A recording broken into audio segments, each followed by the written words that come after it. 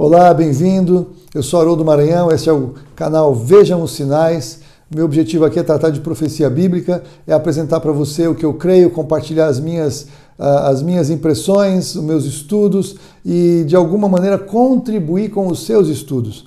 Eu tenho dito aqui ao longo dessa série, todos esses vídeos que eu gravei, de que se alguém diz acerca do arrebatamento é assim, corre um grande risco de estar errado, porque nós estamos ajustando o que cremos diante de fatos.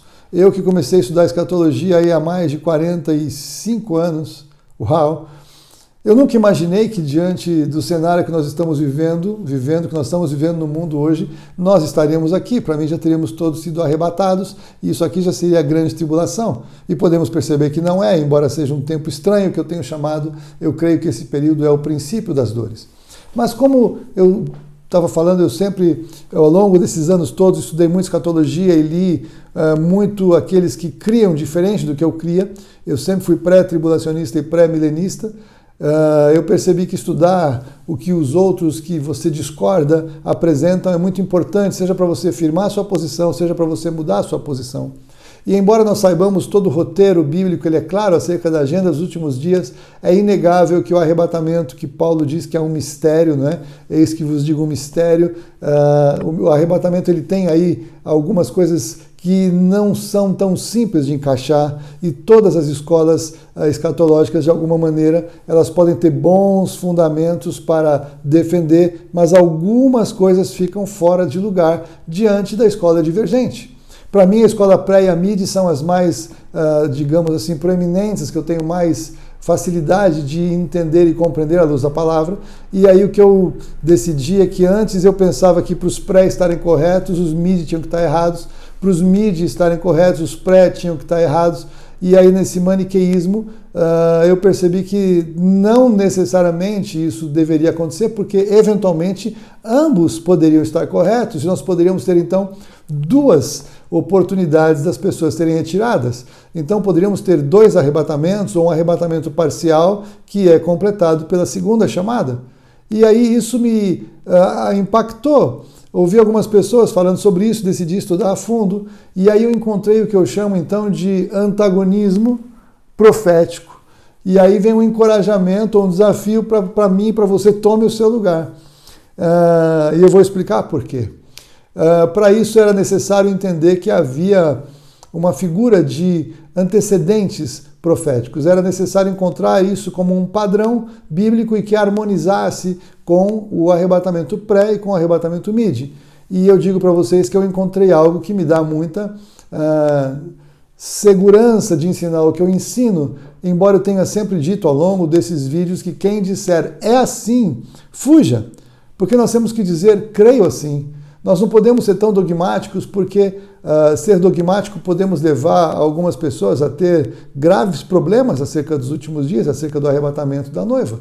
Eu digo que a minha posição hoje ela não tem contraindicações. Se eu tiver errado, tudo que vai acontecer na sua vida, você vai ser mais consagrado a Deus, vai ter mais galardão, vai agradar mais o Senhor e vai ter uma vida mais frutífera. E embora isso não te livre, porque então não há um pré, somente um mid, e você vai viver até lá sabendo quem você é em Cristo e cheio de boas obras para a eternidade. A minha linha não oferece contraindicações, pelo contrário, oferece oportunidade de bênção. Mas o que me chamou a atenção foi, eu vou colocar todos os textos, eu vou falar de uma maneira livre hoje aqui, para não ficar preocupado de pegar as anotações, mas eu vou colocar todos os textos aqui, depois nas informações aqui no vídeo, mas o que eu quero dizer para você para começar é que o Senhor Jesus ele traz um ensino no Evangelho de Lucas, capítulo 17, versículo 26 até o fim do capítulo, em que ele compara os últimos dias, ele compara aos dias de Noé e aos dias de Ló.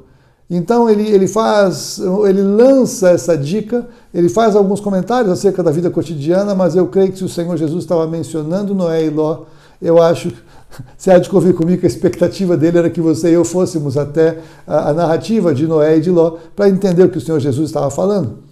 Claro que ele estava falando por figura, então nós não vamos fazer doutrina da vida de Noé e doutrina da vida de Ló, mas nós podemos pegar os princípios que nortearam a experiência de Noé, a experiência de Ló, para trazer para os nossos dias e aplicar para as nossas vidas. O que aconteceu nos dias de Noé foi que Noé ele foi avisado pelo Senhor de que ia acontecer algo que nunca havia acontecido antes no mundo e que o mundo todo seria destruído pelas águas do dilúvio. Só tinha um detalhe, nunca tinha chovido até aquele tempo. E Noé não construiu a sua arca na beira-mar. Então veja, ele construindo a sua arca ao longo de 100 anos, ele envolvido com a sua família, as pessoas olhando aquele edifício sendo aí avançando na sua obra, e ele, como a Bíblia o chama, o pregoeiro da justiça, falando que haveria de vir um juízo e que o Senhor ia destruir a terra pelas águas do dilúvio. E as pessoas não deram crédito. Mas Noé, porque ele creu na palavra do Senhor, ele pôde levar para a sua arca todas as suas coisas, levou toda a sua família, e Noé não perdeu nada do que era seu naqueles dias. Pelo contrário, ele ainda adquiriu o galardão eterno. Noé está na galeria dos grandes heróis da fé. Por outro lado, Ló, ele não sabia de nada do que ia acontecer, não estava atento. Deus foi falar primeiro com Abraão. Abraão soube antes de Ló que Deus iria destruir Sodoma e Gomorra. Ló estava perdido e atrapalhado na sua vida diária, assentado às portas da cidade. Ele estava nem dentro nem fora. É claro que ele era um lugar de honra da cidade, mas ele tinha que estar muito dentro, totalmente contaminado, ou totalmente fora, totalmente livre da contaminação da cidade, estava no meio. E a palavra de Deus não diz que ele pregava como Noé. A Bíblia diz que Ló, ele se angustiava de ver a deterioração daquela sociedade em que ele vivia. Isso está na segunda carta de Pedro, eu vou colocar o texto depois. Então veja que há uma grande diferença. Noé levou tudo, e Ló, porque não estava preparado, só Abraão sabia o que ia acontecer. Ló, os anjos vieram na véspera para tirar Ló dali. A Bíblia diz que os filhos de Ló nem se comunicaram. Os genros de Ló achavam que Ló estava brincando, que ele não sabia o que ele estava falando, como é que vai ser destruídas as cidades. Ele conseguiu levar as filhas e a esposa, mas a esposa estava tão presa na vida diária de Sodoma e Gomorra que ela olhou para trás e virou a estátua de sal. Ló saiu de lá com a roupa do corpo, sem nada e apenas com as suas 2 filhas. Veja a diferença dos resultados do que aconteceu com Noé. Veja o que aconteceu com Ló. Então eu creio que o Senhor nos chama para prestar atenção, se nós estamos atentos com bastante antecedência que algo está acontecendo para estarmos preparados, ou se nós vamos ser pegos de surpresa naquele dia e vamos ser arrastados apenas na véspera e não vamos poder salvar nada, não teremos galardão, não teremos nada no céu para a nossa vida eterna. Essa figura me tocou o coração. E aí eu encontrei mais 2 paralelos. Eu encontrei o paralelo das virgens sábias e das virgens nécias que nós encontramos em Mateus 25, na parábola do Senhor Jesus. As virgens as virgens eram virgens, para começar a história. As virgens estavam esperando o noivo. As virgens tinham lâmpada, mas as 5 virgens sábias tinham azeite. As 5 virgens nécias não tinham azeite suficiente, o azeite acabou. Ou seja, 5 estavam preparadas, 5 não. As 5 que estavam preparadas foram levadas para as bodas e a porta se fechou, como a porta da arca de Noé foi fechada. Ambas as portas foram fechadas pelo Senhor. E as virgens nécias, quando correram para arrumar azeite, quando voltaram, a porta estava fechada, estavam lançadas para fora. As virgens sábias entraram e as nécias não. O outro antagonismo que eu encontro está também ali em Mateus, as virgens em Mateus 25, e os servos bons e servos maus em Mateus 24, final do capítulo. E nós vemos então que quando o Senhor vier, ele achar os servos servindo aos seus conservos, atento, vigilante, esperando a vinda do seu Senhor, estes servos, os bons servos, a estes o Senhor vai conferir todos os seus tesouros, tudo o que é dele. Mas aos servos maus e negligentes que vão achar, o meu Senhor demora, não vai vir nada, que é isso, que bobagem, e estiverem ali provocando os seus conservos, contaminados com a glutonaria, com a bebedice, com as orgias, com os somente cuidados da vida diária, virá o Senhor desses na hora que não sabem, quando não esperam, e esses terão a sua sorte com os hipócritas. Aliás, esses sofrerão, inclusive, açoites. Os que souberam que deviam fazer a vontade do seu Senhor e não fizeram, receberão muitos açoites. Olha que coisa tremenda.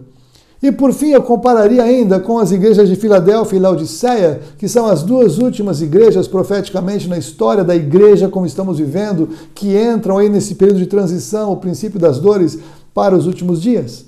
A igreja de Filadélfia é a igreja que guarda a confissão do Senhor e do seu nome, não abre mão, mantém a sua posição, mesmo que tenha pouca força. E por que faz isso? Porque guarda a palavra do Senhor, guarda a confissão do seu nome, o Senhor vai guardar esta igreja de todas essas coisas que virão, vai guardar a igreja da hora da provação que há de vir e que deve tocar todas as pessoas da terra, ou seja, serão guardadas e livradas da grande tribulação.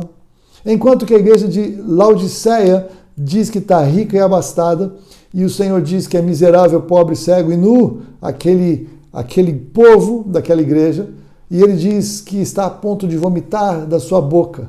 E na verdade ele está fora, eis que estou à porta e bato. Se alguém ouvir a minha voz, abrir a porta, entrarei em sua casa e cearei com ele comigo.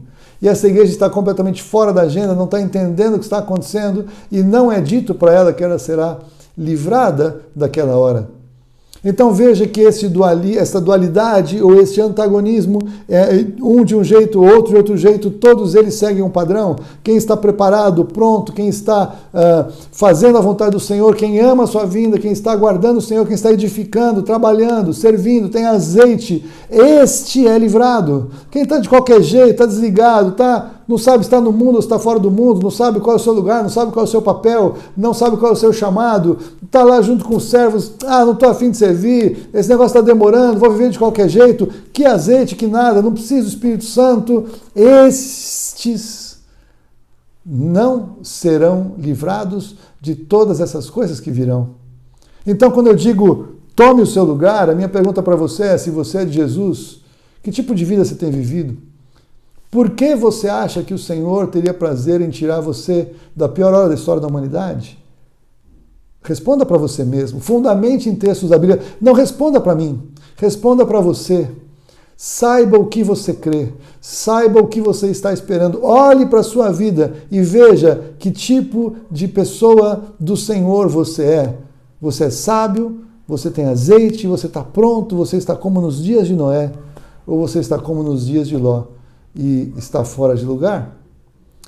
Não fuja desta reflexão. É a mais importante que você tem que resolver e responder para você mesmo de agora até entrarmos na eternidade.